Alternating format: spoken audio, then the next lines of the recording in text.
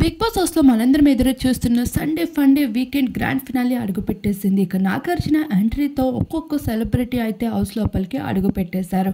కొంతమంది ప్రైజ్ మనీతో టెంప్ట్ చేస్తూ ఉండగా మరికొంతమంది ఓటింగ్స్ వరస్ట్గా బయటకి వచ్చేయండి అంటూ కొంతమంది టెంప్ట్ చేస్తూ వచ్చేసారు.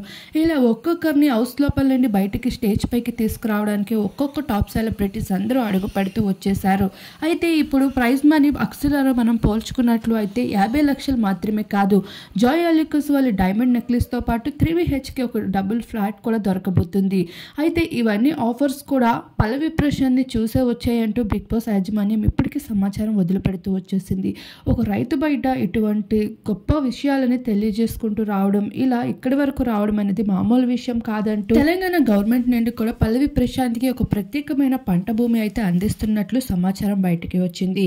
ఇలా హౌస్ లోపల విన్నర్ ఎవరవుతారో అనేది ముందుగానే డిక్లేర్ చేసుకుంటూ వచ్చేస్తూ ఉండగా మరొక వైపు ఫ్యాన్స్ మాత్రం ఏమాత్రం తగ్గకుండా అమర్దీప్ శివాజీని గెలిపించుకునేందుకు కూడా ఓట్ల వర్షం కురిపిస్తూ ఉన్నారు. ప్రతి ఒక్కరికి కూడా 10 కోట్ల ఓట్లకు మించి ఏమాత్రం తీసుకోవడం లేదు.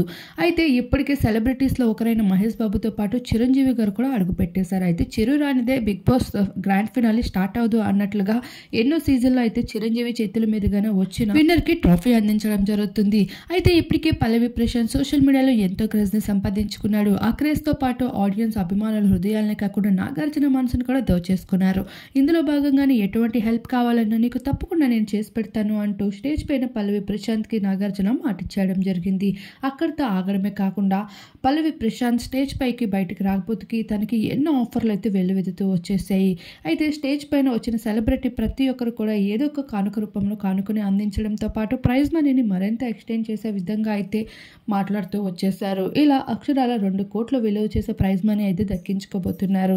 ఆల్రెడీ మిడ్ వీక్ ఎలిమినేషన్లో ఎవరు ఎలిమినేట్ కాకపోవడంతో ప్రైజ్ మనీలో ఉన్న సగం అమౌంట్ అయితే ఒక హౌస్ మేట్ అయితే వెళ్ళడానికి అన్ని ప్రయత్నాలు చేస్తూ ఉన్నారు.